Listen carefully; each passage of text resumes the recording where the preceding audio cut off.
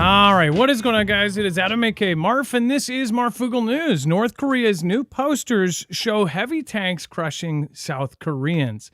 Doesn't sound like they are putting out the message of peace. North Korea has recently released new posters in public which show a heavy tank crushing Americans and South Koreans. As per a report in North Korean news, the posters urge the public to, quote, destroy them. It says this comes after the speech made by Kim Jong-un about preparing for war and declaring South Korea as his country's principal enemy.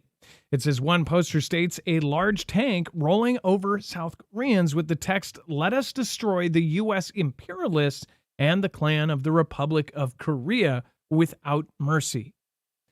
As far as the messaging there, I think it's pretty clear. We're going to talk about this and many more stories in today's show. It is a live show, so anything can happen.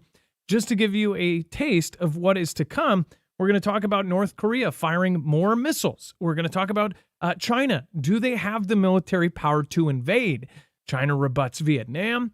U.S. asks China for help with Iran. And, of course, Israel is targeting Iran for strikes. We have DoD cargo ships attacked.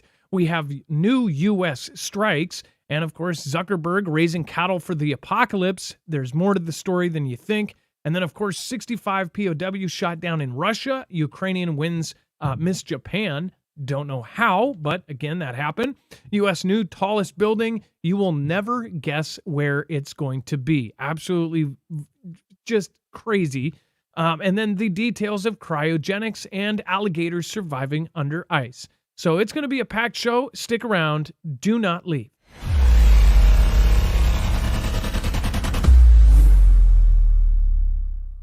Nothing in this show should be considered legal, medical, or financial advice. The views of the callers can differ considerably and do not necessarily reflect my opinion, Dex's opinion, or anyone else who works with the show. You should always do your own research and consult with professionals. The internet is full of fake news, so please take everything with a grain of salt. If you have not already, it helps us out if you end up going through any of our affiliates, and it helps you out if you end up protecting yourself against cybercrime. NordVPN is one of the best and one of the easiest to use. If you do not have a virtual private network, it protects your IP address, which is your online identity, which actually connects to your real address and everything else. It also connects to you. If you know anything about how they are data logging and basically getting your profiles down, you can prevent that by having a VPN. Nord is, again, one of the easiest. Download it. It's like an on switch and off switch. All you have to do. Go to marfooglenews.com/VPN. Not only will you get a giant discount on this, but you will also be helping us. I appreciate your support, and I appreciate everyone that goes through any of our affiliates. Can't say thank you enough.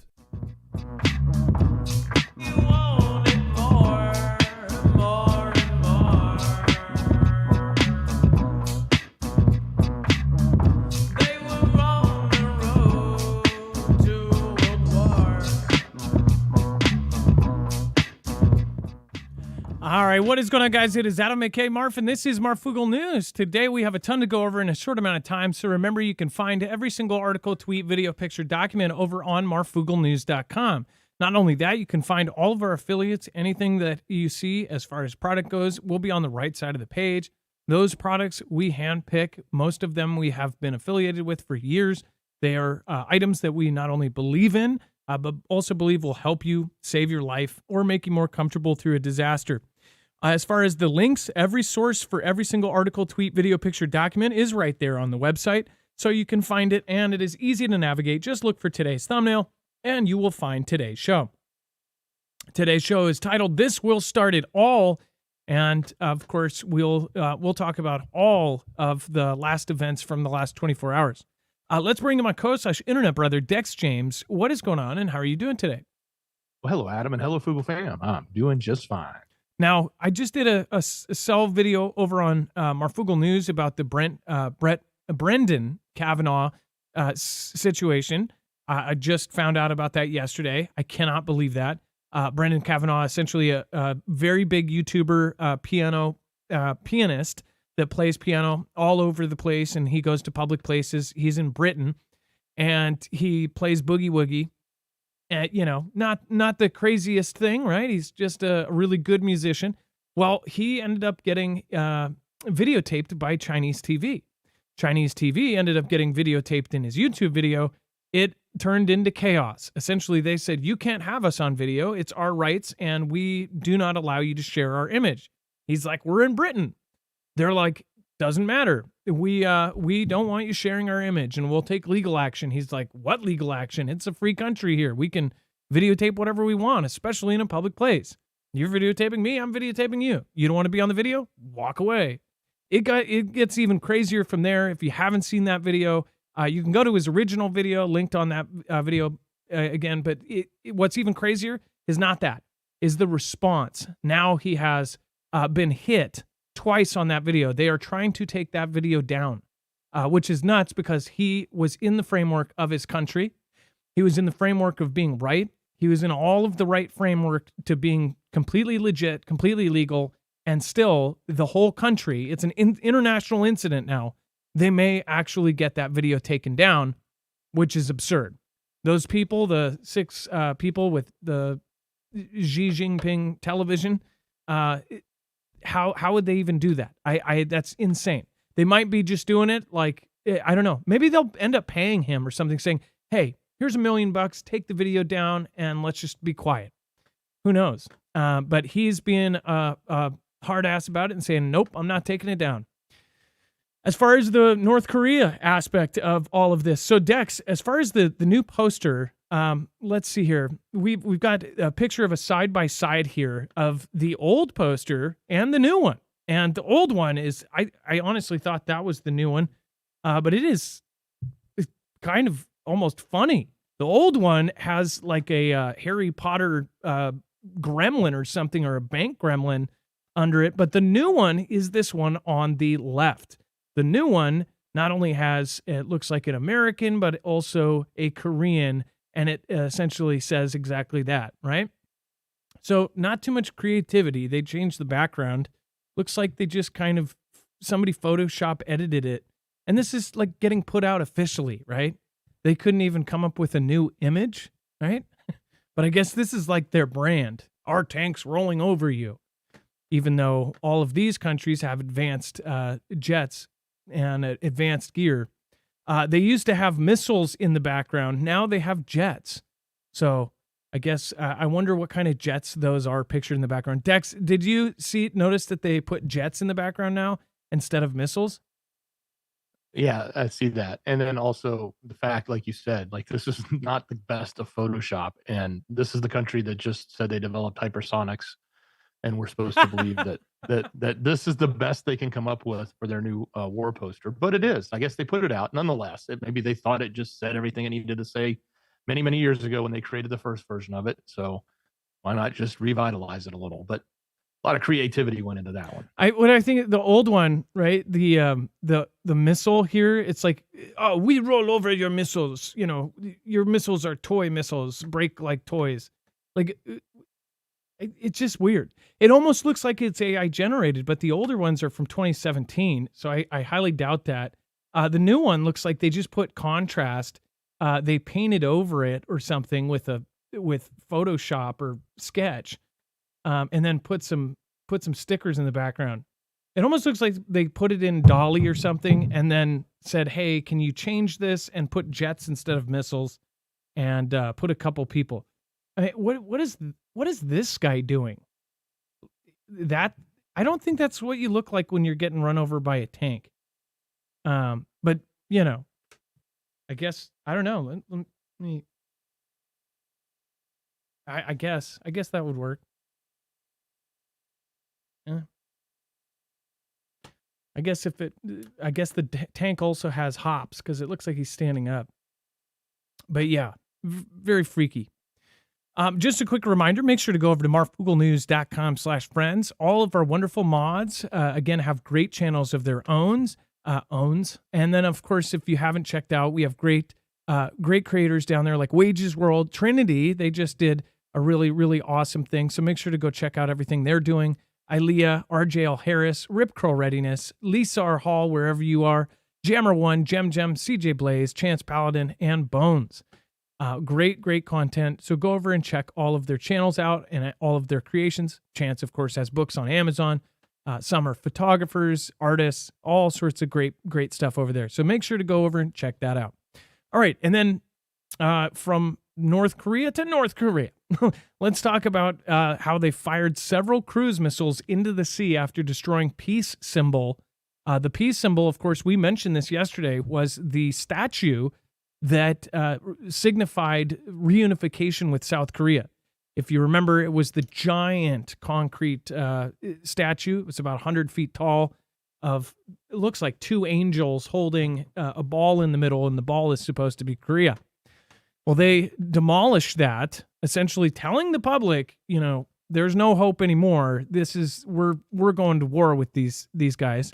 Now they have put out new pieces of propaganda saying, we're going to annihilate them, and now they are firing missiles. Dex, do you want to talk about what they ended up doing here? They ended up firing missiles into the sea after doing exactly. And that's all we know. Like, there's really not a lot of detail here. So after they tore that down, they then today, according to the military of the South Korea, today, Wednesday, they said, hey, North Korea did fire several cruise missiles into the waters off the western coast. That's all we know. They're actually trying to analyze the launches. They're trying to determine the exact number. They don't even have the exact number or the flight details. None of that's been provided or updated. So makes me wonder how much surveillance we actually had going on at the time. If they just popped that off and we don't even know what it is, we can't even tell. Of course, maybe they were just short launches that went straight into the water as a sign of maybe it was just something they were testing. Who knows? But at this moment, that's the extent of it. That is literally all we know. They did these. Now they've done numerous launches before. Of course, we know all the big launches where they've sent ICBMs over Japan, high up into the sky to prove that they have distance and that they can go even the distance to America and other locations. I think most people sort of look at this as obviously South Korea is targeted, but Taiwan, Guam, those locations are probably the primary easy targets for North Korea to hit. That would in Japan that would be specific to U.S. interest, aside from the stretch of getting over to the U.S. mainland, which they say they can do, and we even say they can do. And I have a sneaking suspicion we'll see that one coming. And the official comment from the Joint Chiefs of Staff said, our military has increased surveillance and vigilance and is closely coordinating with the United States while monitoring for further signs and activity from North Korea. That was from the South Korean Joint Chiefs of Staff. So they're sit tight and assess, basically. They're waiting for them to do something. Would I be surprised if this popped off now? No. I believe before, everything is, there's this time frame on the side, and I've talked about this for now a few months, since I want to say October, but it may have been November, when all of the banks, and I know this from somebody who I used to work for who had a credit card processing company, now is high up in a banking industry. They have been warned. They have been told that they need to spend their own money hiring tech people to essentially, or I don't know what they call it. Dex, what do they call the specialists that try to hack into their own IT? networks? Well, or you mean cybersecurity experts? Cybersecurity experts. They need to hire their own cybersecurity experts. So this is just one bank, and this is happening all across the board to all of the banks, U.S. Bank, Bank of America, Chase, all of the big ones, that they need to spend their own money. They need to hire cybersecurity experts and test all of their weaknesses because they believe that there are problems with the hardware. Just a day or two after I got the heads up and told you guys, publicly it came out. And it said, hey, the huge problem is with hardware, and that they believe that there is some sort of in. This was in the same week as the deposit thing happened. The Federal Reserve didn't send out deposits. All of the direct deposits just went on a pause for a week. Some people didn't get their stuff for 10 days as far as their Social Security check, their direct deposit from their work.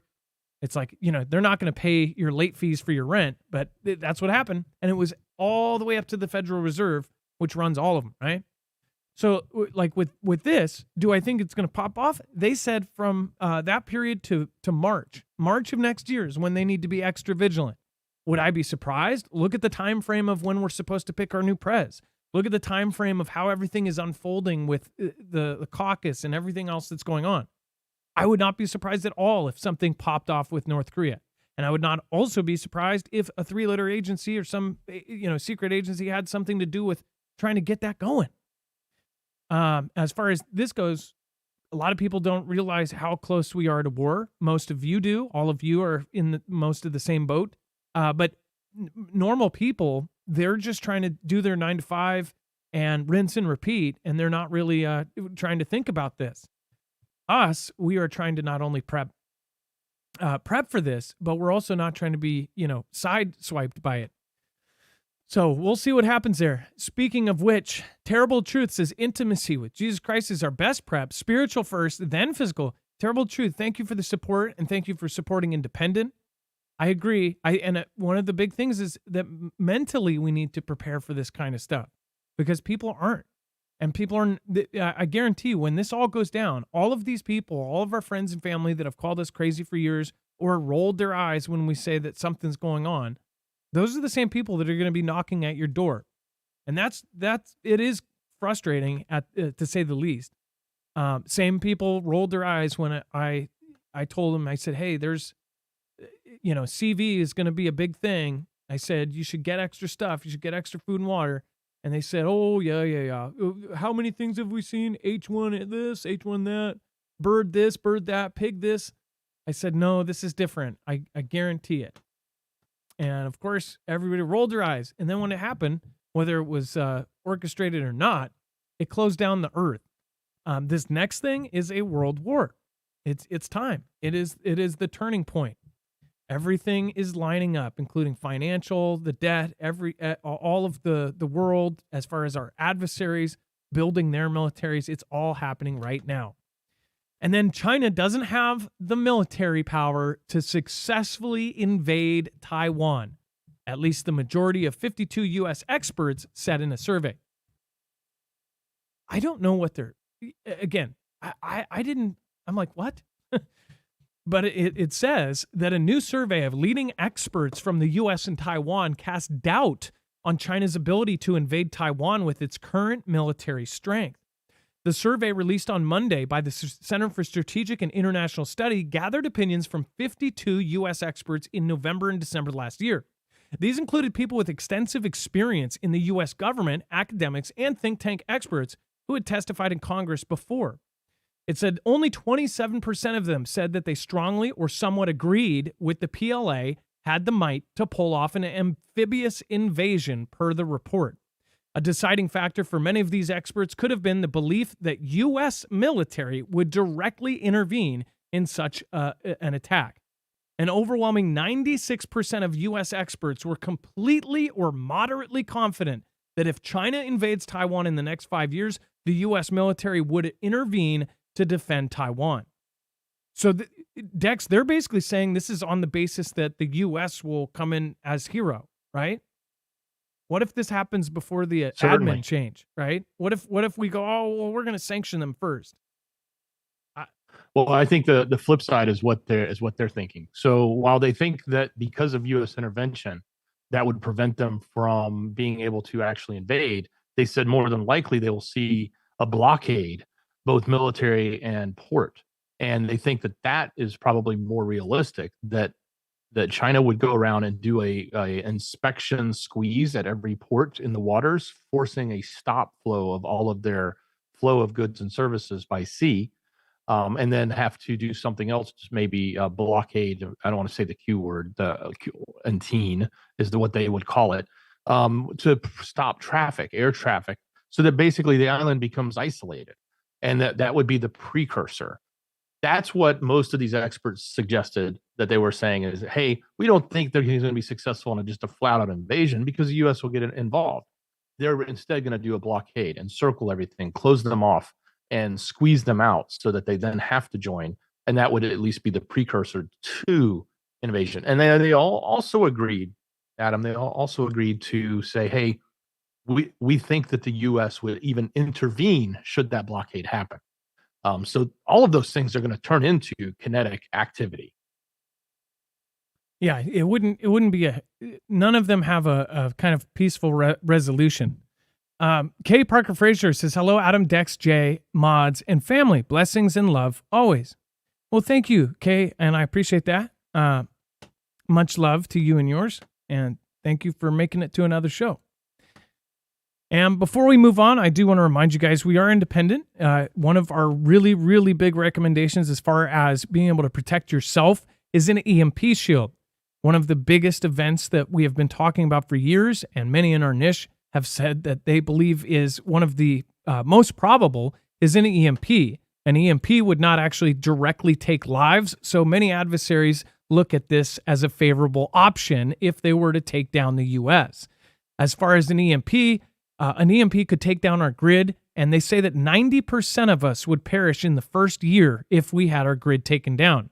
Now, to protect yourself, to protect your own cars, trucks, motorcycles, boats, pretty much anything that you want to run after an EMP or a CME, this actually protects you from a natural event, a Carrington level event from the sun, then you would want to wire this in. It's very easy. Most people can do this themselves. I believe 99% of people could do it. Red to red on your battery on your car, black to black on your battery, and green to ground or a part of your metal frame, and then bolted into the side of your vehicle. So it's very, very easy to do. 10 minutes and you're done. Then it will ground the signal in less than 500 trillionths of a second before it can fry the device. That way you are protected. You can get out to get your family out to safety, or you can get home to get your family home to bug in. Especially if you work far from work, this is a really great option. Not only that, you're going to get a giant $50 off discount per device, and that also stacks on top of any of their sales. You're going to be helping us at the same time. You're not just donating or giving us something, you're getting something out of it at a discount and helping independent media at the same time. I appreciate everybody that has gone through this, and anybody that already has one can tell you how easy it is as far as the vehicles ones. As far as we just got a kind of a fresh story from a Foogle fam. Now, this varies state to state because you have to check with your own state. But one person was in a state where they could put this on their home. There's a home version. This is a really cool story, and I don't think you can expect this every time. But Dex, can you tell them what that one Foogle family did when they had to put the home version on and what happened? We can say that, right? Like that. Yeah, we can. If I remember correctly, I'm trying to remember off the top of my head. I think what they said was, and I found the comment here. It was old Solid Snake said he called the company to get any tips on installing the one for the house, and the owner himself walked him through it. It was super cool. So yeah, installing these in your home is relatively simple. I always tell people, even if you have to hire an electrician, you should expect to pay the minimal amount because it's like a 10-minute job. It's really wiring 3 wires into the breaker box with a 20 amp breaker. It's not difficult. If you're an electrician or you do electrical work, you can do it. But to be fair, we have to say follow your codes because you should use an electrician's to make sure you're messing with your breaker box because it's a dangerous box to be playing in. Unlike, say, your car, which is a little bit easier. You're not going to necessarily fry yourself if you touch some wires the wrong way. So anyway, yes, that was a great comment. And by the way, Grace Gibby just said that they were excited they were able to order their EMP shield for their Flex. A lot of people have been looking for that Flex one. She just said they I assume I'm sorry, but they said that in chat just now. Yeah, so as far as the EMP shield for the Flex, if you went through the wait to get the Flex 1500, it's definitely a good idea to protect it. It ran out at Energy, but over at EMP Shield, because they've teamed up, they have them in stock, and you can get them at the $50 off discount that you get with our normal stuff at marfooglenews.com/EMP. All right, guys, and thank you again. We think if an EMP, a CME is going to happen. If this happens, you will be protected, and I believe people will be happy that they ended up doing that. All right, and China rebuts Vietnam's claims to disputed South China Sea islands. Dex, do you want to go over what happened here? It's like every single day there's something new. Well, I guess the Vietnam continues to say that they have claim over the area of the Parcel and the Spratly Islands, which is sort of right in between that dark blue area on the map there. You got the Parcels, I believe, are to the top left or northwest, and the Spratlys are down below in the southeast of that dark water in the middle of the South China Sea. But Vietnam claims they have full legal, bias and ample historical evidence to assert their claim on it. Well, of course, China continues to push back, and I guess officially the Chinese ministry on Wednesday said China claims that the Parcels and the Spratly Islands in the South China Sea were backed by their history after Vietnam went over the weekend, repeated it, had sufficient evidence to claim its sovereignty over the island. So this sovereignty argument is continuing, but even what we're talking about right now is fresh in the sense that Vietnam came out, made major claims over the weekend, and now China is rebutting them. And again, this goes to my point. We're going to see action in the South China Sea. And when you look at the bigger map, that's below Taiwan. And we're going to see action with North Korea, which is above. And it's going to cause us to have to split our attention into two different areas. And I think then that notion of blockading and or even invading Taiwan will become much easier. And as far as blockading, they already did practice. We covered this a couple years ago. They practiced lining up commercial ships and tying them together or somehow anchoring them together. Do you remember that? They took over 200 large ships and they lined them up next to each other. I don't even know how they did that without damaging each other. Did they put out some sort of bumpers or something? But they made a super long, I forget how long they said it was, but it was football fields long of just boat after boat after boat. These were huge ships that they pulled up alongside. The thing is, they do have the largest navy, so they can take and they have the largest commercial fleet, so they can line up even commercial boats and line up and essentially make a trap around the entire island, which is really insane. They can utilize everything in their arsenal, and there's no bureaucratic red tape to cut. They'll be able to do this at any point. So it is really we thought that was a likely scenario a few years ago too. After they did that, now the experts are saying that that's probably what's going to happen. And then over to DC, U.S. asks China to urge Iran to curb Red Sea attacks by Houthis. So here in the U.S., we are actually asking China to urge Tehran to rein in the Iranian-aligned Houthi rebels attacking commercial ships in the Red Sea, but has seen little sign of help from Beijing. The Financial Times reported on Wednesday, citing U.S. officials. The U.S. has repeatedly raised the matter with top Chinese officials in the past 3 months, the report said, and White House National Security Advisor Jake Sullivan and his deputy John Feiner discussed the issue in meetings with this month in Washington with Liu Jianchao, head of the International Liaison Department of China's Communist Party. U.S. Secretary of State Antony Blinken also raised the issue with the Chinese counterpart, the report said, adding that U.S. officials believe that there was little evidence that China had put any pressure on Iran to restrain the Houthis beyond a mild statement Beijing issued last week, which we covered, basically saying, chill out a little bit. It said earlier on Wednesday, U.S. military carried out strikes in Yemen, destroying 2 Houthi anti-ship missiles that were aimed at the Red Sea and were preparing to launch. At least that's what they said.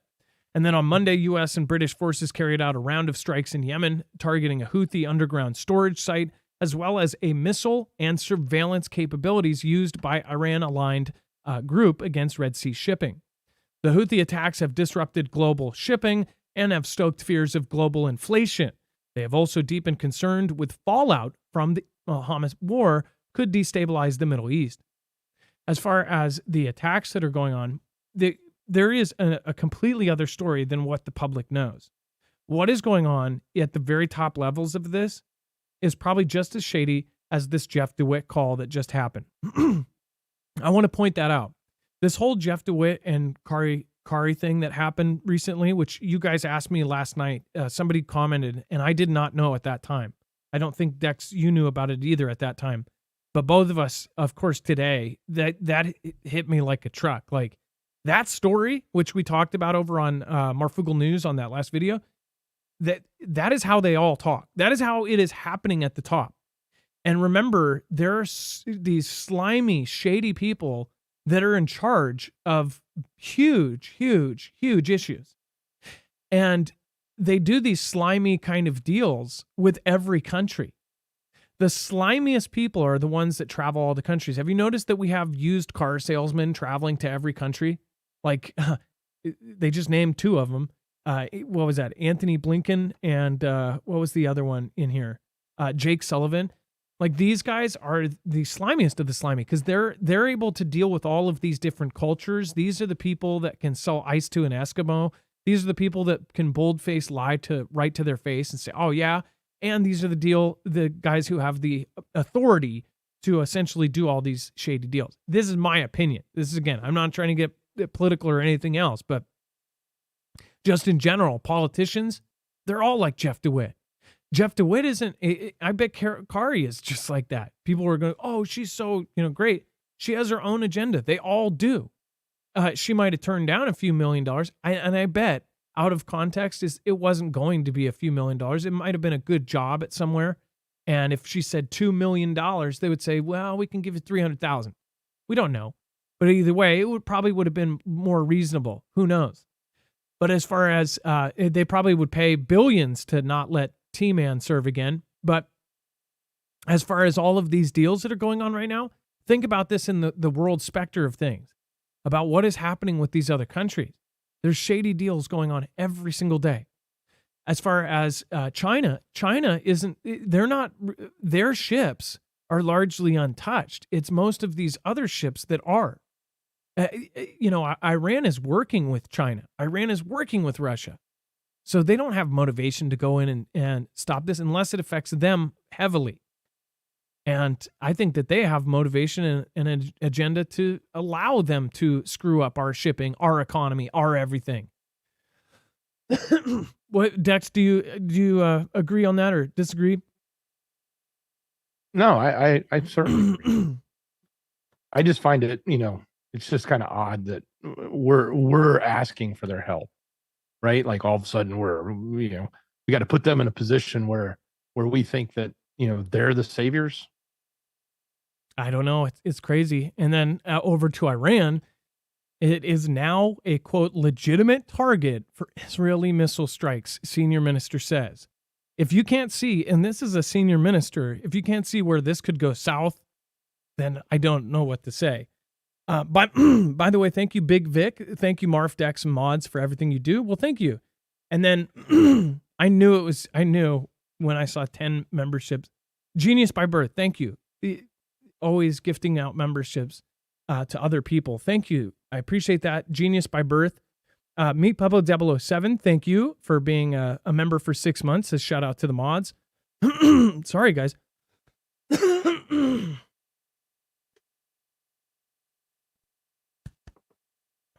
Frog stuck in my throat. And then Paul Barbacano, thank you for stopping by. It's nice to see you, and thank you for always popping in to say hi. Benjamin says, best chat on YouTube. Love all of you. Well, thank you. The Terrible Truth, of course, again. Thank you for 7 months as well of being a member. And I feel like I did miss somebody in the very beginning.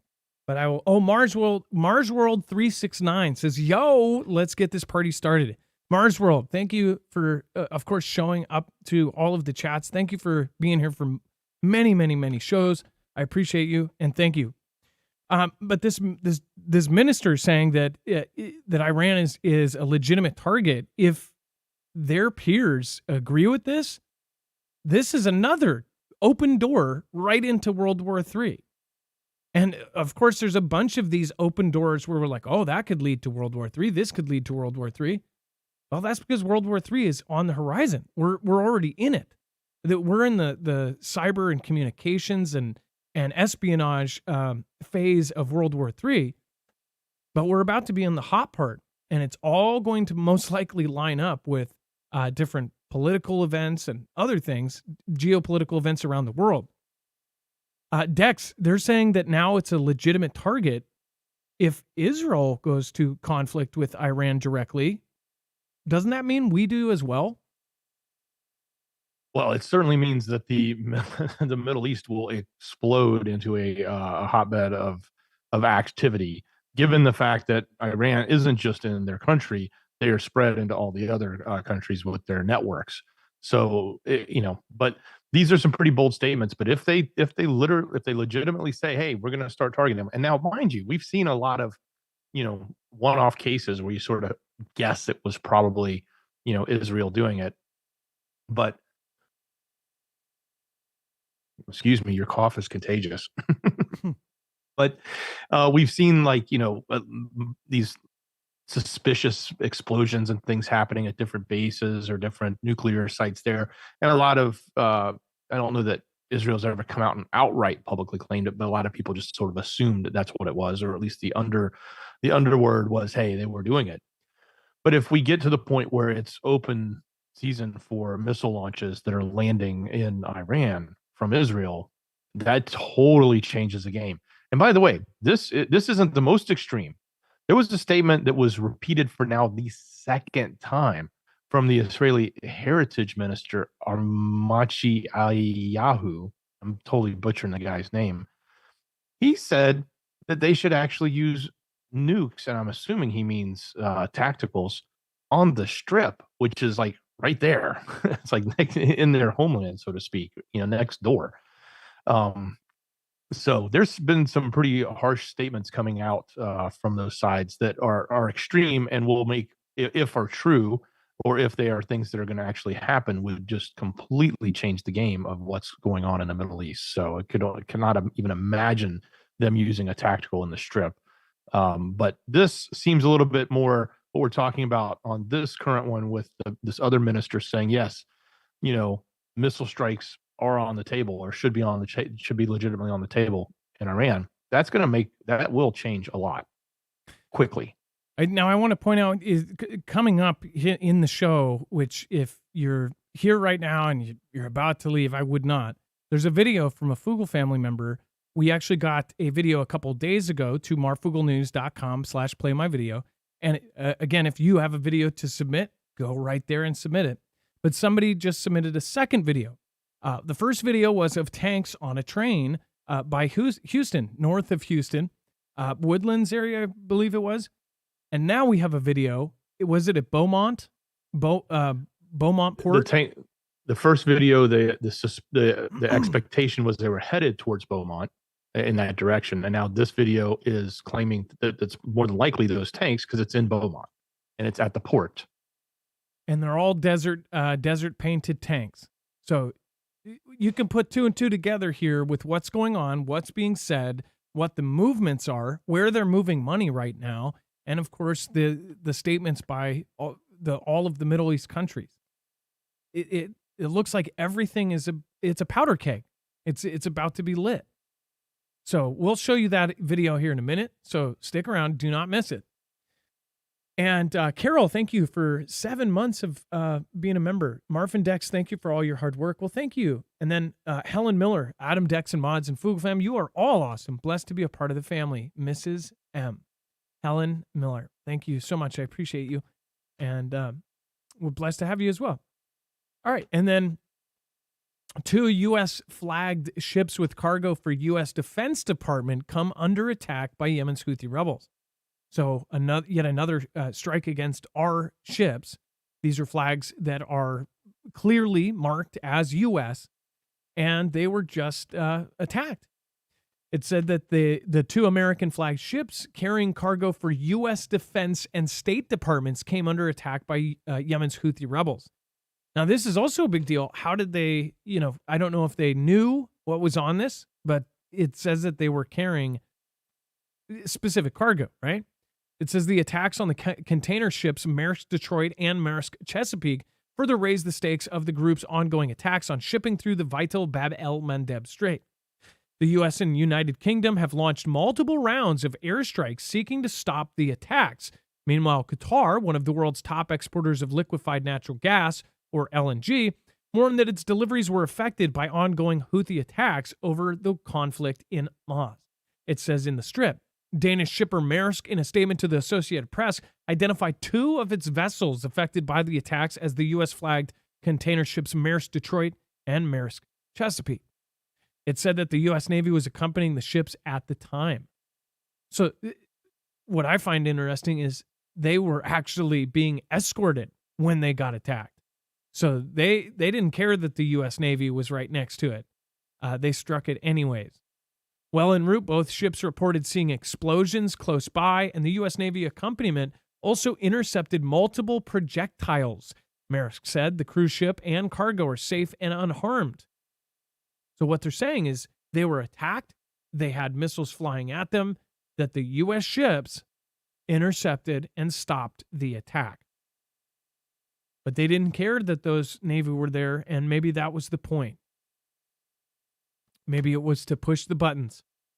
It said defense and State Departments, as well as other government agencies, meaning that they were afforded the protection of the U.S. Navy for passage through the strait. Now, remember, if some of these ships don't have the Navy there, what would have happened then? Why did they strike the ones that the Navy were escorting instead of striking the ones that were not escorted? I guess it's because of the cargo that was on board, or maybe it was more of a message. I don't know. Higher value target. Yep. And then over to Iraq, U.S. hits Iraq militia sites and anti-ship missiles in Yemen as fight with Iranian proxies intensifies. Dex, do you want to go over this one? So again, I mean, we've been doing this for a while, but at least we're doing it I don't know, at least we're doing it more often, but we should have been doing it a lot earlier on because we took a lot of beatings and a lot of attacks without any response. But this is, again, the response. So when we see them striking us with missiles or shooting at our bases, which they've been doing quite a bit, I get letters and emails from people all the time with family over there especially in Iraq. They're like, hey, this is not, it's not necessarily what's being reported. It's happening a lot, and it's very unsafe and frustrating. But the U.S. hit locations in Iraq. They also hit 2 anti-ship missile system areas in Yemen that were operated by the Houthis, and they continue to go after these. But it doesn't seem to be stopping, at least in both areas. It doesn't seem to be stopping the fact that these groups are continuously attacking our bases and continuously, in this case, or in this other case, as we just reported on, attacking ships that are going by, and then specifically targeting U.S. ships or U.S. cargo.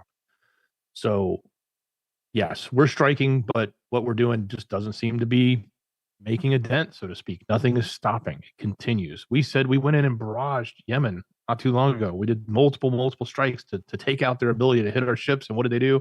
The next day they hit our ships. So, not that effective.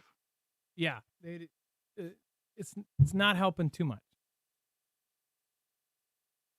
And then to back up this idea that these possibly might be shipping out. Again, it was crazy because when the first video came in of this train, everyone was suggesting, oh, well, this is headed to Beaumont. Well, we actually have a Play My Video, and it says the military tanks headed towards Beaumont, Texas, via train tracks, is at port at Beaumont, where the transport ships are located. The ships' names start with Cape/name. These Cape sister ships have been at dock since November, from my knowledge, if not longer. I've seen tanks loaded up on tracks in early December, if not late November, and sent out via train. They seem to have returned, but I noticed the long barrels on the tanks were not there, maybe awaiting the next shipment via train to bring in M1 Abrams tanks. This video was recorded live January 24th, 2024, around 1100 hours. So let's watch this real quick. See here. I'll pull this open.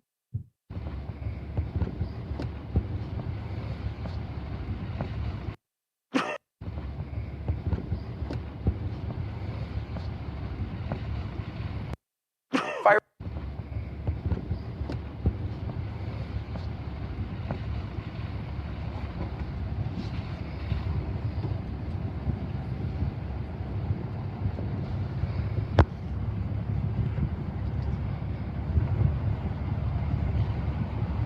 Looks a whole lot like the previous trains.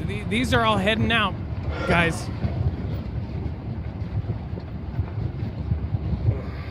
This is what war looks like before it starts.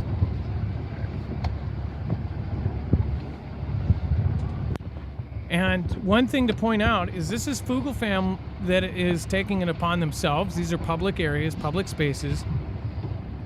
And when this all goes down, you are going to be like, yeah, I know. Your friends and family are going to be like, whoa, where did this come from? Even though everything is happening in the news, most people are going to be caught off guard the fact that hot war starts. It's kind of absurd with all of the billboards in our face saying, hey, you're about to be in a world war. But, and then all of those people that said fear mongering to all of you and to us, it's not like they're going to say, oh, I guess you weren't fear mongering. They'll still say the same thing. It's really crazy to see all of this like playing out exactly how we thought it would and how we all saw this coming. Everyone in our audience is on, majority is on the same page. Like, we know this big event is happening. We don't know how exactly it's going to go down because the messages going out to the public are so confusing and so mixed up. But like I was talking about yesterday, we all got to follow our gut. Dex, go ahead. I don't know if you noticed. I think that was sent by passing through 7336 was the Fugel family member. But I don't know if you noticed on the map, if you go back to the map, that same location, back at whatever date that map was taken from Earth, it had a whole bunch of military vehicles. Looks like Humvees to me. You can probably zoom in even more than what's already there. So obviously an area in which they probably load ships up from. So yes, I mean, it's a port. Obviously, they don't just put stuff in a port to store it. But that looks like military vehicles there to me on the map. I don't remember what date that is, but actually, it may be down in the bottom of the data attribution on the screen there. 1/14/2023. Yep. This was 10 days ago. No, last year. Oh, okay. Ago. Okay. Oh, I was going to say. So this was last year. Obviously, if they were loading up, and this is all different from what you see now. So these were all Humvees and other things. If you zoom out, you can see it's almost all, there's virtually no tanks. There's generators, there's other things, but there's no tanks. Now, currently, it is all tanks.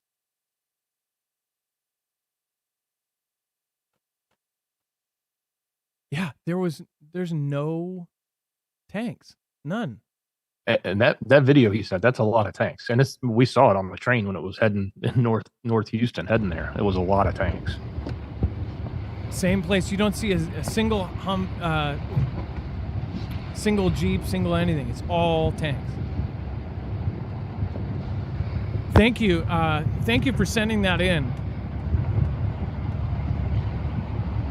Passing through 7336.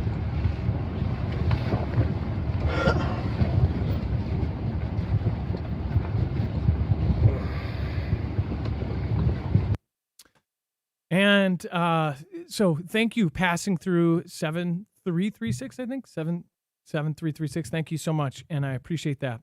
And that video, the link is available on the website. So make sure to go check out marfugglenews.com. You'll find that at the very bottom of the page. All right. And before we move on, if you don't have a backup power supply, if you've ever lost power, then you know absolutely how absolutely crappy it is to not have power, whether it be by a storm, an earthquake, a tornado, a hurricane, or just simply bad weather, then you'd probably know that it's not fun to have no power. As far as a backup, we recommend going with an Energy. Now, there's a ton of different competition in this arena.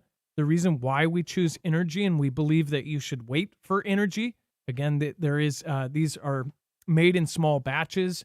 They are high quality. They are reliable. It is the same company that the U.S. Army has chosen for the STTR Phase 2 contract.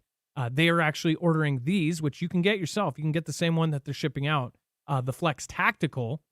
But the regular Flex 1500, I believe most people will absolutely, this will almost be overkill. This is modular. It's expandable. It is a solar generator. So not only can you charge it from your wall, you can even fast charge it with a rapid charger. Each 1,000-watt battery can be charged in about 40 minutes if you get the UPS mod rapid charger. But you can also charge it via solar panels. Now, solar panels and solar power in general, a lot of people don't realize how easy this is with these kind of systems. If you get some folding panels from them, or you can get your own wherever, the folding panels have a single cord that goes out of them, plugs in, you put it in the sun. Again, you try to get good sun on it, but it then charges. It's one cord, plug it in, plug and play. Turn it on, you have power. As far as if you have multiple panels, you daisy chain it like Christmas lights. It's really that easy. I got emails saying, well, I think this is a little bit too complex. It's not complex. It is super easy. It's like Legos. If you want to add more batteries, you stack another one on. If you want UPS system, you buy the UPS brick and it stacks in like Legos. If you want a rapid charger, you stack it on. It's very, very simple, and it's going to run when you need it to. The direct competitors, and this is from me, not from them, they're direct competitors. And because I looked at many companies when a couple years ago when I was looking at having a solar generator as a product, almost all of them, the company directly tied back to the CCP or to China. Most of the big competitors are owned by a certain company, and that certain company is directly tied. So yeah, you might be able to get one right on Monday, but will it work after a disaster? You have to make sure that is. Is it built like things used to be built that last forever? Like appliances were built in the 50s, the toasters that are still around today that they go, oh, well, if we build toasters like that, then they'll never buy another toaster. They don't build them like they used to. This is built like that. And it's using all of the finest, as far as the parts, all of the finest of all of the lithium components. Everything is the best of the best in these. So go to marfooglenews.com/energy, INERGY. But realize there is a wait for these. The world is fighting over lithium right now. And unfortunately, China has almost a monopoly on lithium resources. So it is very, very hard for any independent company to do this.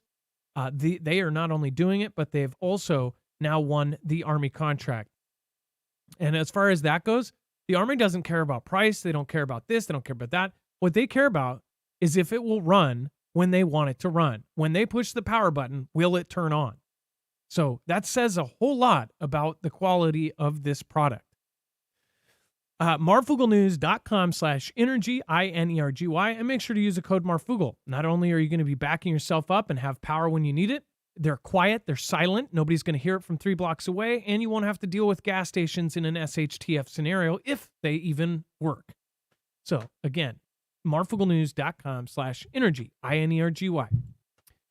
Dex, let's go over. Russia accuses UKR of shooting down military plane carrying 65 Ukrainian prisoners of war. What the heck happened here? Okay, so we're going to get all sorts of stories here.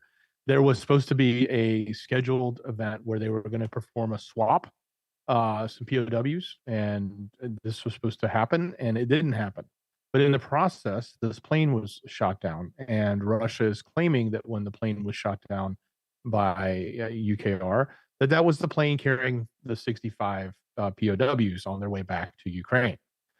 So the flight was on its way to the southern region of Belgorod ahead of the prisoner exchange at the border when it was brought down by a T attack, as the Kremlin has said. Now, I'm sure we're going to get a different story coming out of the other side, and the UKR military said in a statement that its forces take all measures to protect Ukrainians, and pointed to the aerial attacks by Russia, and said that in order to reduce the missile threat, the armed forces of UKR not only control the airspace, but also monitor in detail launch points of the missiles and logistics and blah, blah, blah. So basically saying it wasn't us, we didn't do it. So anyway, this could be just set up to look like something like a Fantastic Freddy on a micro scale between their two countries. This could be a legitimate story from Russia. It could be a legitimate story from UKR. We don't know. They're going to be pointing fingers back and forth on this one. And, we don't even know who was on the plane other than what Russia was saying. So, well, I don't think we'll ever get the true story unless something leaks out or we end up getting some sort of video proving what they're saying. And then Japan, a Ukrainian-born model, won Miss Japan. It reignites identity debate.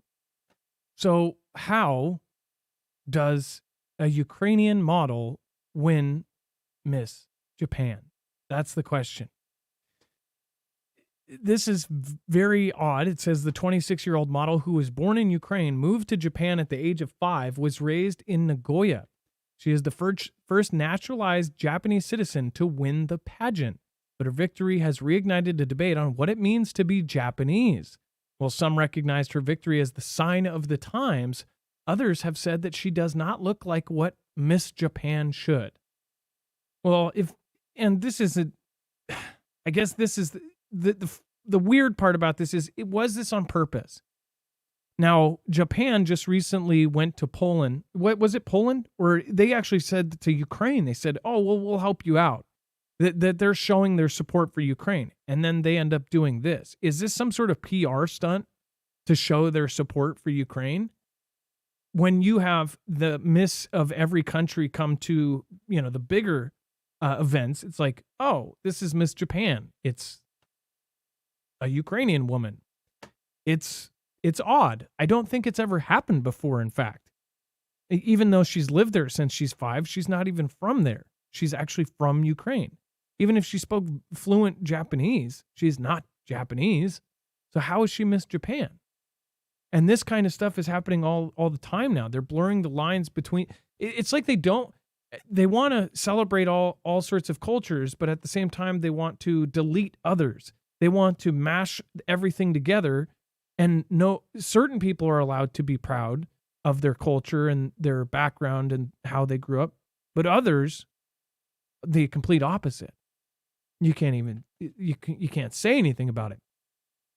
So this is odd. Dex, like, how would that?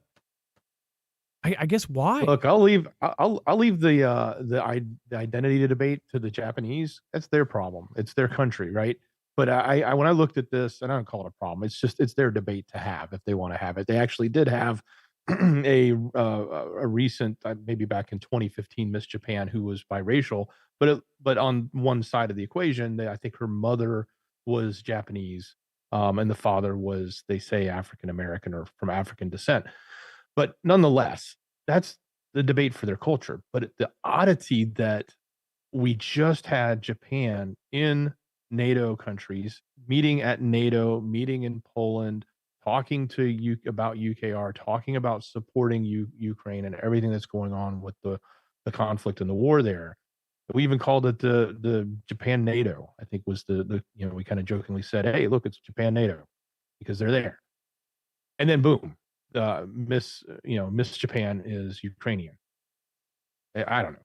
Well, how do you? Some say there are no coincidences, but really? Now, there's other debates going on in the United States and in the UK about women in these sports, men in these sports. I just wonder, from that same kind of aspect, how do you think all of these Japan-born contestants or her competitors, how did these 4 other ladies feel about this? Are they publicly speaking about it? Like, how did she win? She's not even Japanese. I wonder if that's even a thing. Are they allowed to say that on TV? Are they going on their local kind of media circle and going, hey, this woman isn't even Japanese. How did she win? That's what would happen here if something like this happened, right? Either way, or it's not. Some folks will say it's not a big deal at all. Either way you look at it, let us know what you think. And then we have Mark Zuckerberg is raising cattle while reportedly building a huge underground bunker in Hawaii. Now, it says reportedly, and I don't know if they're doing that to be safe, but he is making a bunker. And in fact, I talked to another Fugel fam who is directly working on site. Low-level construction worker, but they are basically helping with concrete. And it's a huge project. From what I have heard, that this thing is absolutely massive. It's $270 million. We know that. As far as the house portion, it's giant. It's a mansion. It's above mansion. But as far as the underground, specifics are going in there and they're compartmentalizing it. They said that they actually asked them to leave for about 3.5 hours while they brought certain things in. They brought in trucks. They told a chunk of the staff to leave. I forgot to talk about this. What was it? Monday? Or no, it was Sunday. I forgot to talk about this on Monday. Because it's like with this, as far as what is he doing? What does he know that we don't?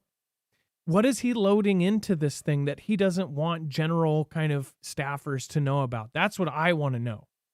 And why is he having kind of the lower level, helpers and construction workers leave so he can bring in? Now he is actually going to be raising cattle. Do you see Zuckerberg as a cattle guy? Probably not. Obviously, he'll hire somebody and have somebody live on site that takes care of his cattle. But why does he need it?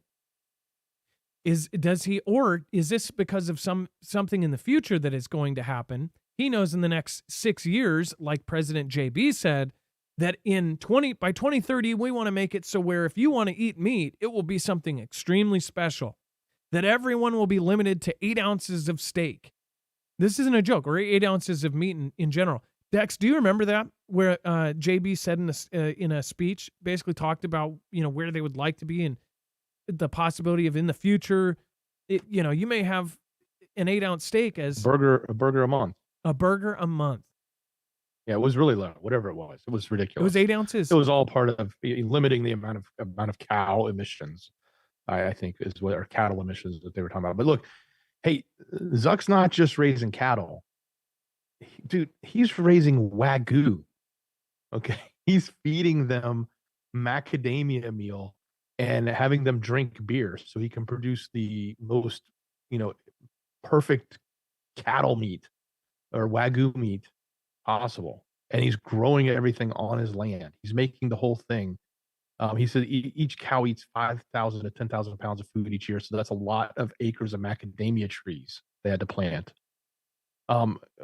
He's going to freeze dry it. This isn't, we eat the regular meat. We're lucky if we can afford USDA choice, right? But he's getting the Wagyu. And not only that, it's in his bunker and he's growing it all on his land. He's going to be sitting pretty as the end times roll in. And here's what he's doing with it.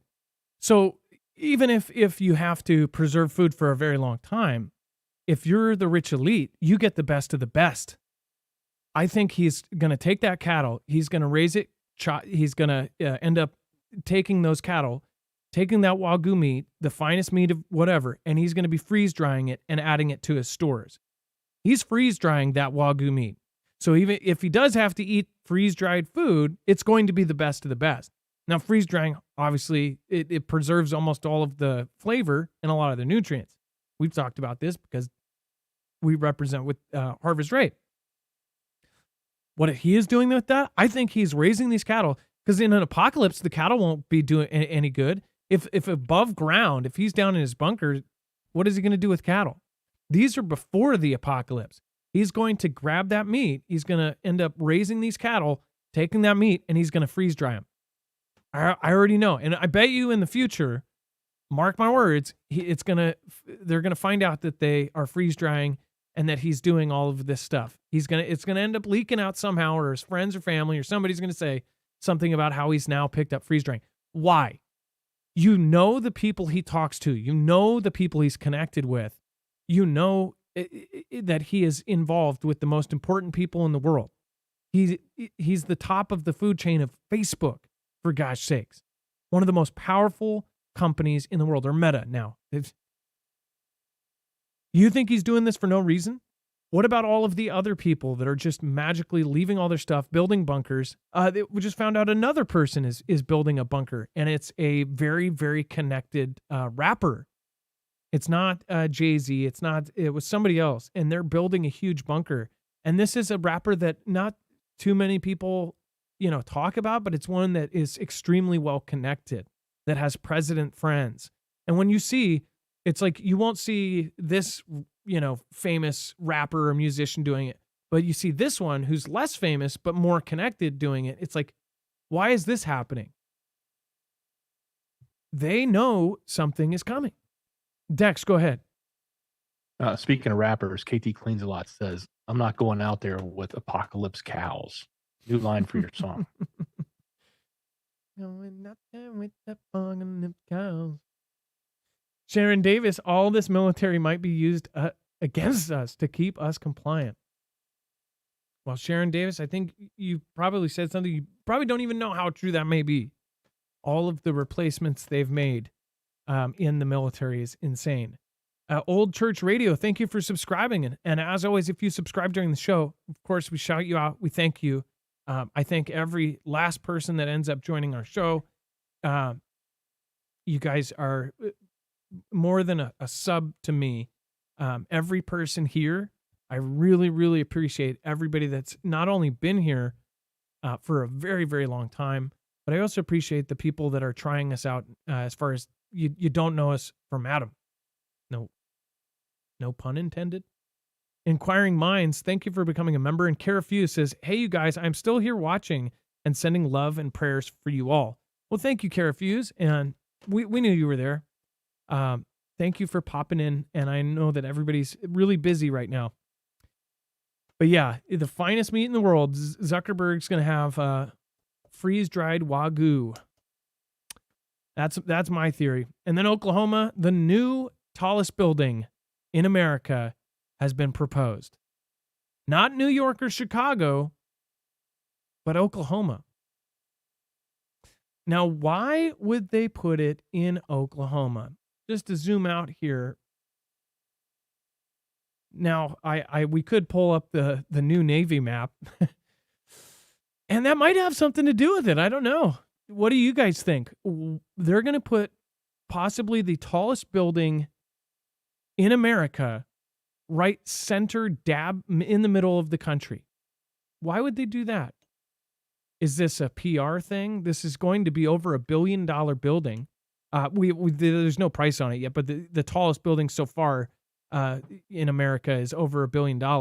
So this is over $1 billion investment. Might be 2, might be 5. Who knows how much it's going to cost now with building prices. They've proposed the tallest building go in Oklahoma. Nothing against Oklahoma. I have direct family in Oklahoma. It's a great place. But why? That is my question. What do you guys think? Is something going to happen to our coastlines? Like that's what's going through my head. Is this future-proofed? This is going to be the new capital of the country or something? After both coasts get wiped out or something? I don't know. I think it's very odd. Again, not trying to, talk down to Oklahoma. It's just the middle of the country. It's not one of the main places where you would think, oh, we're going to put the tallest building in America. Dex, what did you think when you saw this as far as why Oklahoma? I had no idea why Oklahoma. That's what I thought. I was like, really? There? And yeah, so we'll see if it happens. It's in Bricktown, which is right in downtown to the east, I believe. It was on the map when we had it, but it doesn't matter. But the other thing is, what's it called? I think it's called Legends. It's going to be called the Legends Tower. That's so snooty. Legends. Yeah, the Legends Tower. It even has 375 foot buildings around it.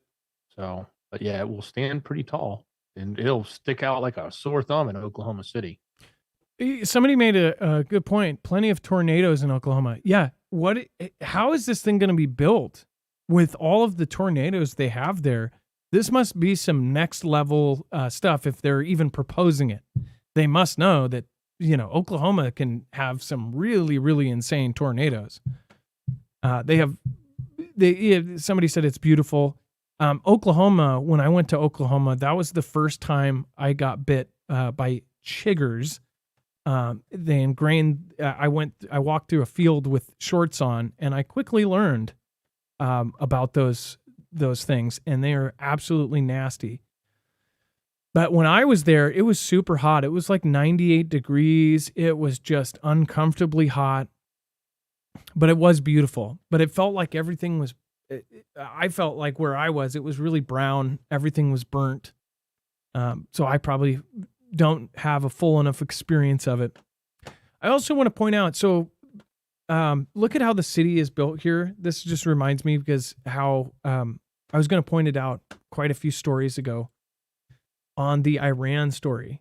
Just to go back to Iran here. Did you guys notice this when you go over to Iran? Look at how densely populated these buildings are, but also how very kind of uniform from the sky they are. Israel.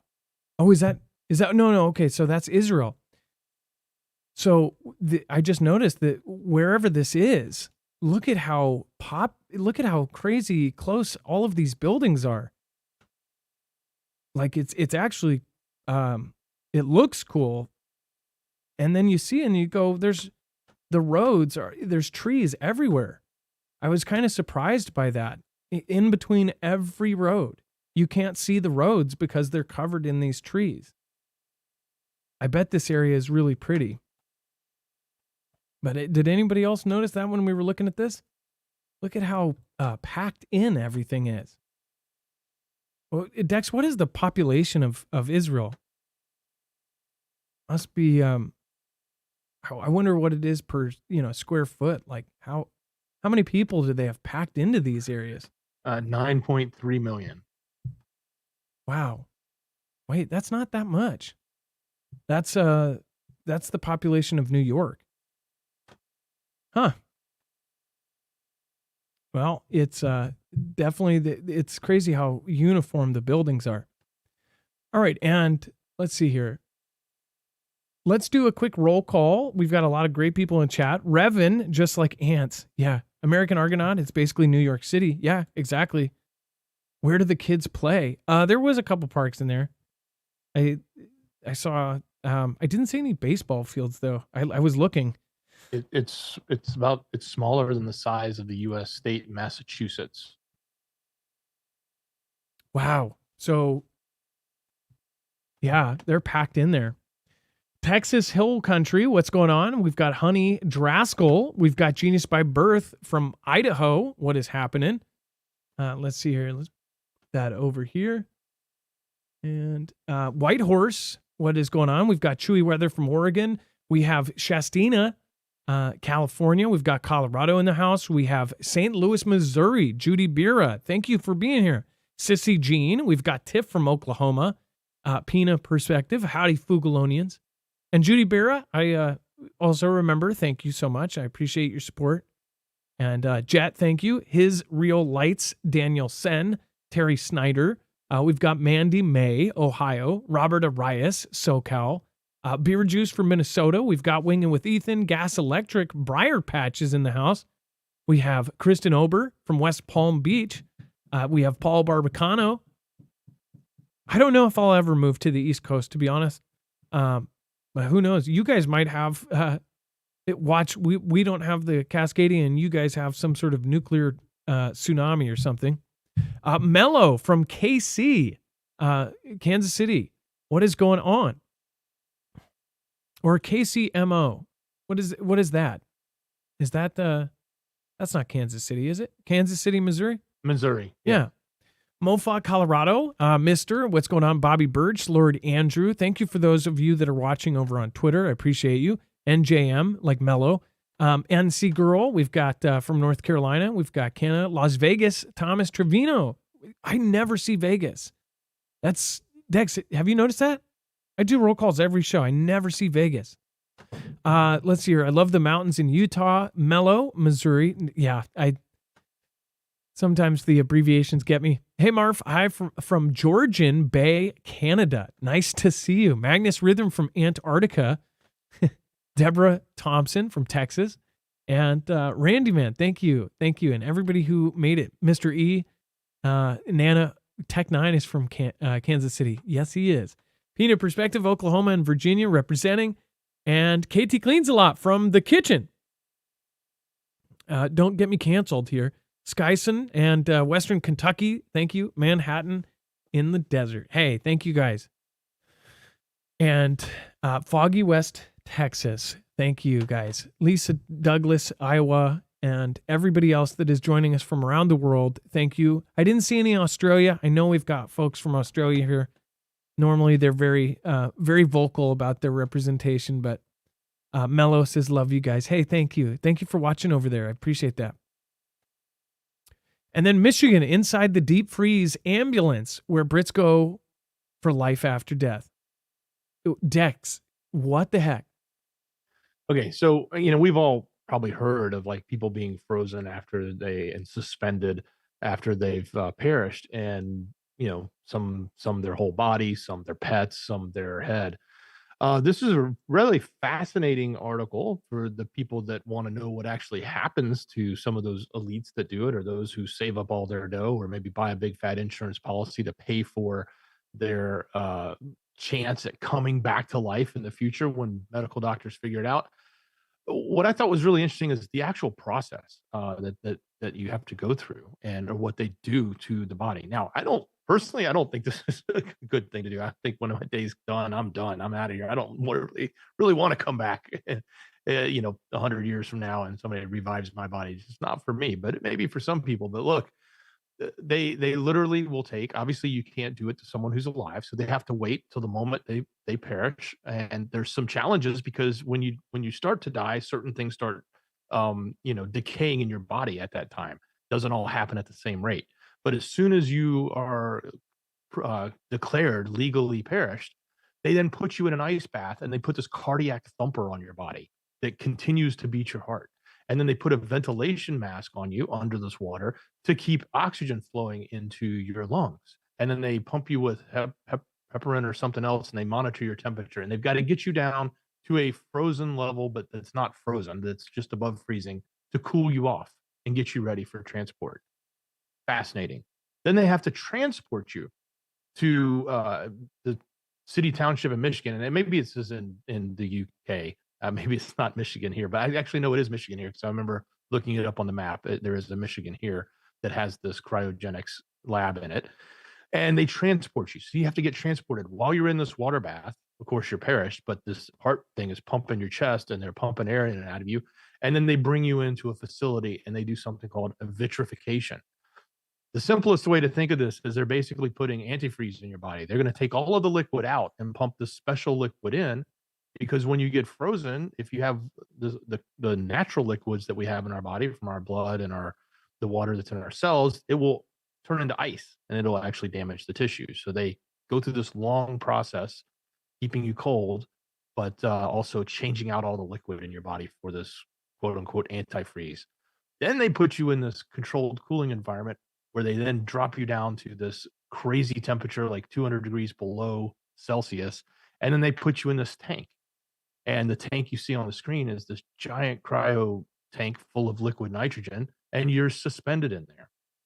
And then all they have to do, there's no electricity needed. They just have to keep making sure the tank is full of liquid nitrogen. So they check the levels every day, and about once a week they fill it up.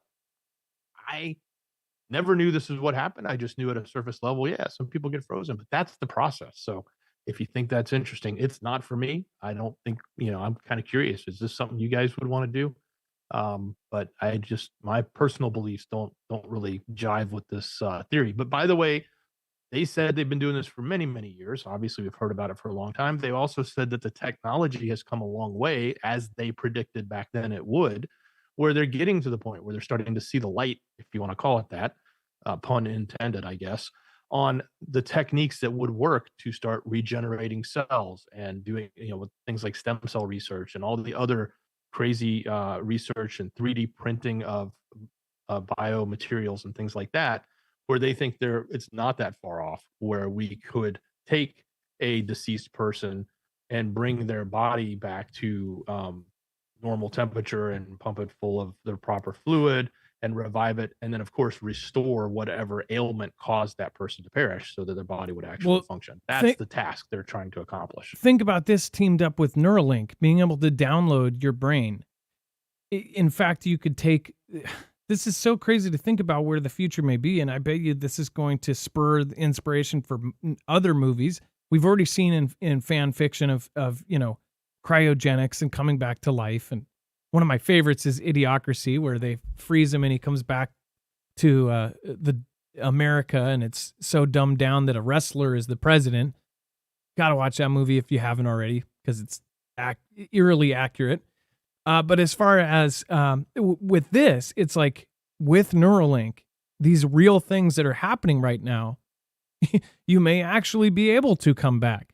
The problem is the brain. The brain is something they can't extend. They can extend. They could give you, they could with theoretically with the technology they already have, they could regenerate all these things, but they haven't found a way to regenerate your brain. So if they could copy that and put it into a new brain, or you have a digital brain that runs all these things, which sounds crazy and insane now, but if you think about all the connections our natural body has, we are the most advanced mechanism in the planet. Our nervous system, everything is electric in us. It's insane to me that an electric pulse goes from our brain to anywhere to do what we do. We don't even think about moving our hands, but that's an electrical impulse that happens. Our heart is electric. Like everything about us is water and electricity. It's insane to think about. It's why many people believe in God, because it's hard to figure out how this could all be created out of nothing. Dex, go ahead.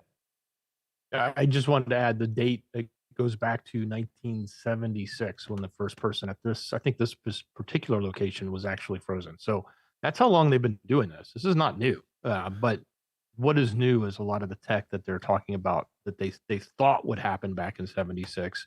They're actually making the case for it. They're seeing it happen. Like you said, Neuralink, and 3D printing of genetic biomaterial, and then all of the genetic advancements that are being made from discovery, from everything from tissues, et cetera. So yeah, it's interesting, but not my cup of tea. Or Austin Powers was another one. He was cryogenic. I bet if they started in the 70s, then we're going to see some, the cast from that 70s show essentially in real life coming out in 2100. That would be pretty funny. And let's see here. Let's go over to San Francisco. Humans will soon be worshiping AI chatbots as gods, experts warn. So this is really interesting, because where this is going and where it already is people are looking at AI as it could possibly be some sort of god. Humans could soon be worshiping artificial intelligence as if it was God, according to boffins. Experts believe people might ditch traditional religion for tech-based beliefs. They warned the responses by bots such as ChatGPT were luring people to seek higher meaning from them. Lars Holmquist, a professor of design and innovation in Nottingham Trent University, said, quote, "The results of generative AI are very open for interpretation, so people can read anything into them. Psychologists have historically proven that humans interpret their interactions with computers like real social relationships." It says, so it's very possible that people are using AI to find meaning and guidance, much like from religious scriptures, even though there may be no actual meaning there.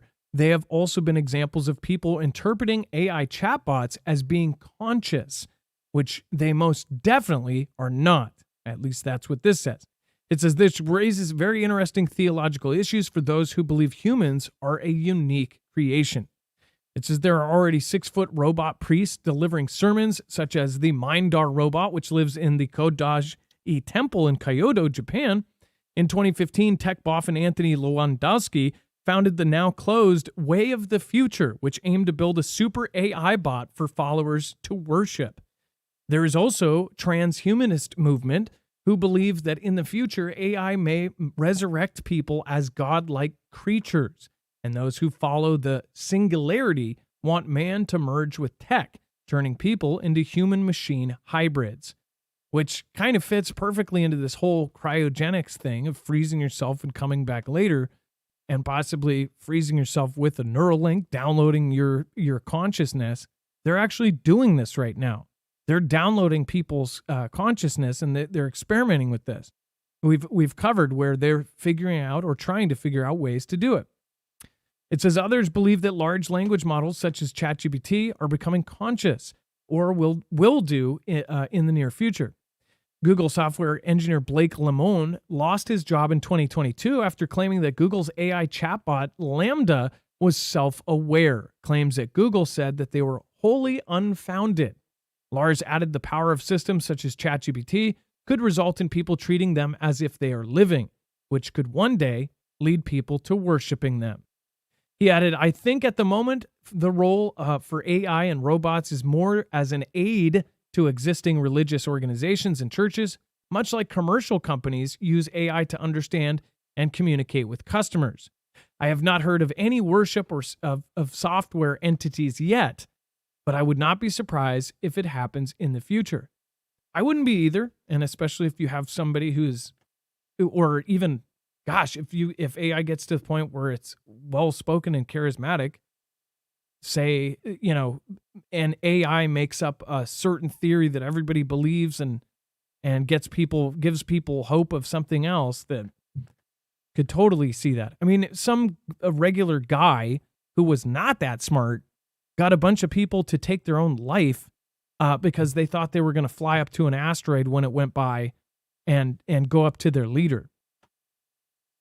I mean, if that's possible, I'm pretty sure if AI gets to the point where it seems at least conscious, that it could come up with something. So kind of trippy to think about.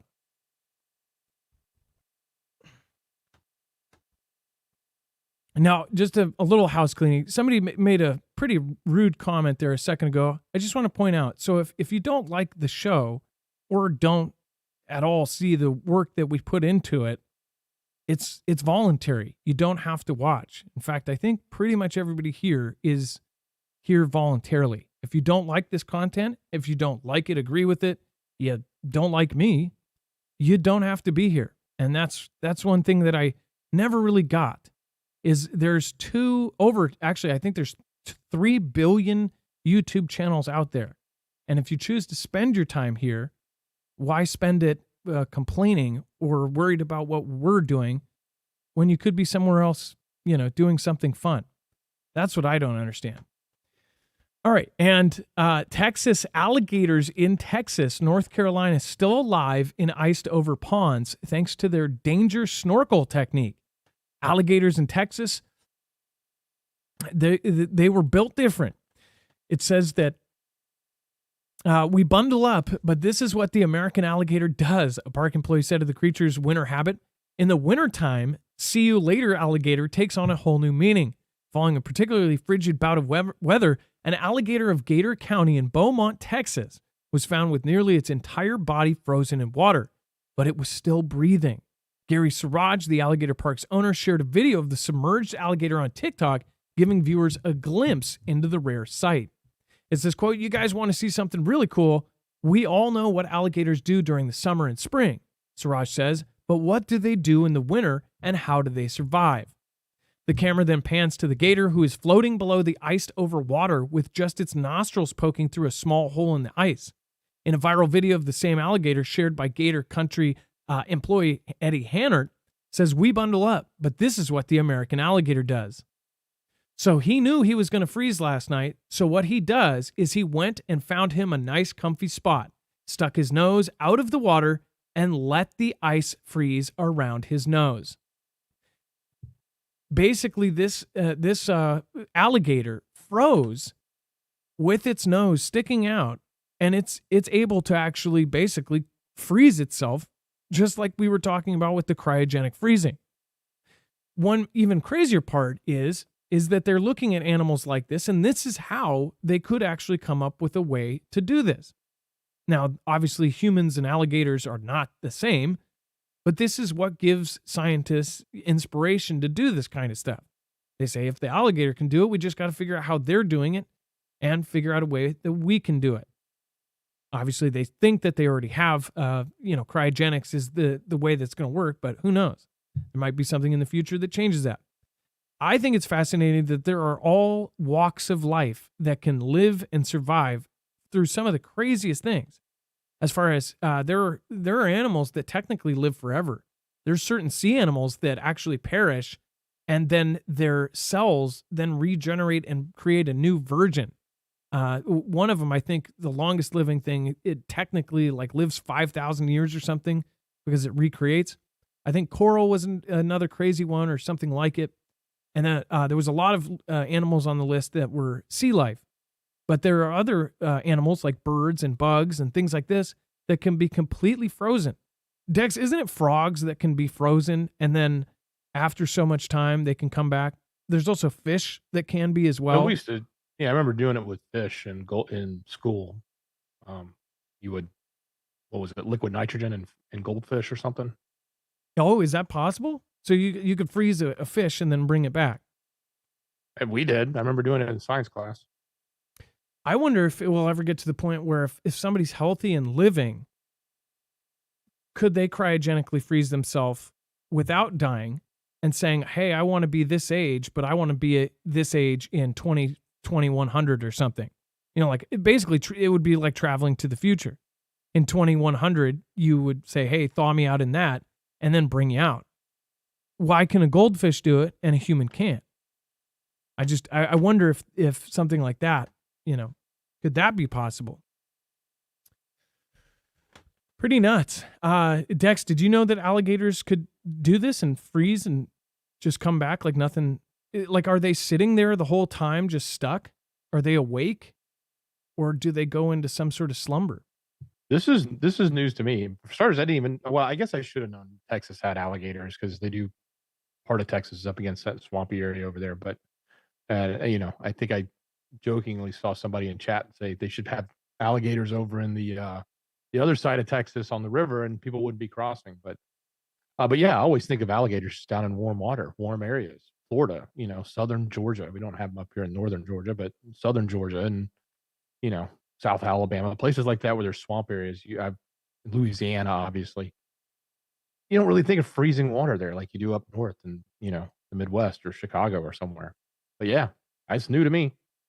So they say cold-blooded animals can do this. So the science, the 2 years ago, we covered a story that said that they were trying to figure out how to morph a human and be able to take on the same features as a cold-blooded animal.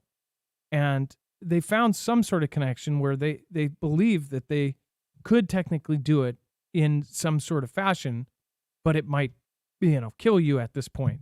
So it's something that they're probably actively working on for people like Zuckerberg or somebody who, when they die, they're going to have the money to be able to do all of these crazy things.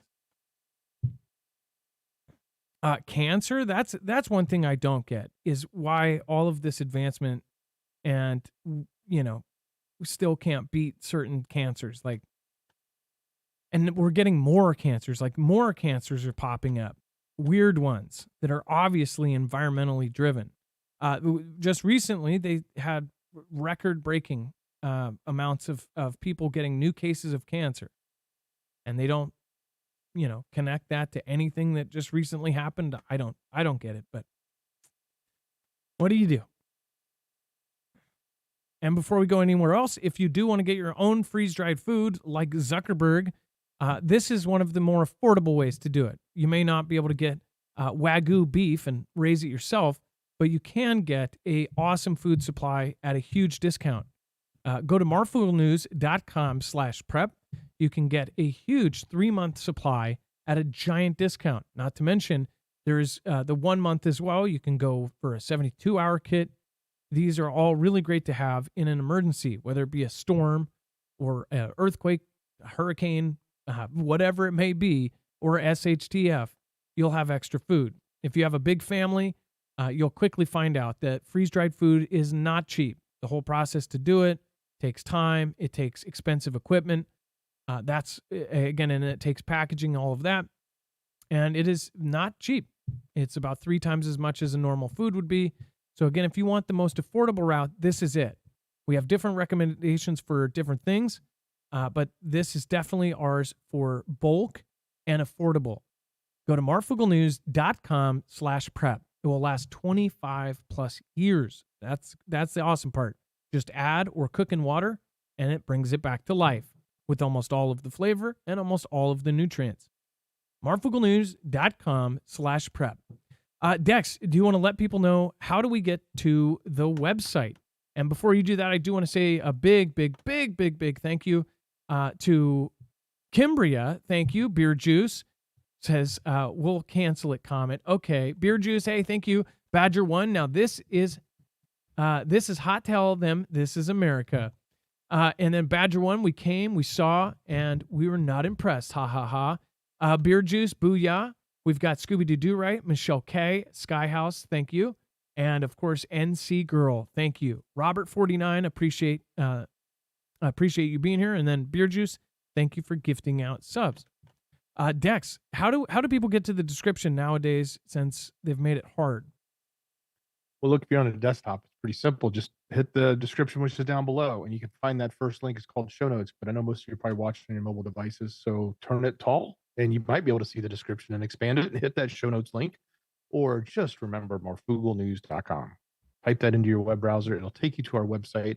It's organized by thumbnails. If you click the thumbnail that you see on the screen here, that will take you to the page that has all the sources, all the information we just talked about, including that video that was submitted by one of the Foogle fan members. If you want to go watch that yourself, it's on the page. It's embedded in there. You can find it.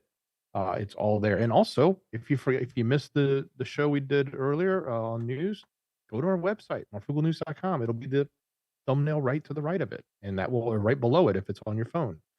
That's the one you want to check out if you want to see what's going on with Carrie and the story with Brendan Kavanaugh, the pianist. So marfooglenews.com, easy to get to. All right. Well, thank you, Dex, and thank you for all your service tonight. Much love. Great job, brother. And thank you to the mods. Thank you, Ilea. Thank you, of course, Trinity. Thank you, Mr. Dos and I, for being here. Fasting helps. I keep seeing stuff about fasting. I don't know why it's all of a sudden become really, really, really popular. I don't know what's driving the sudden popularity. I do believe I've talked to several people that say that it is good for certain things and even for health. But again, not advice for me. Go check it out yourself. But I have looked into it as far as for my health issues. Louis Tramposh, Sean C, Annie Oakley, thank you, Adam and Dex. We all know Winston now, thank you. Wolverine Snicket, Mr. E, Chance, thank you for holding it down over on DLive. Alicia DMD, and everyone else over on DLive. I thank you guys. Appreciate you. Love ya. Be safe. Be prepared. And Marf out. It's now time for the shoutro. It's not an outro. It's not a shout out. It's a shoutro. If you're falling asleep to my show, turn off now.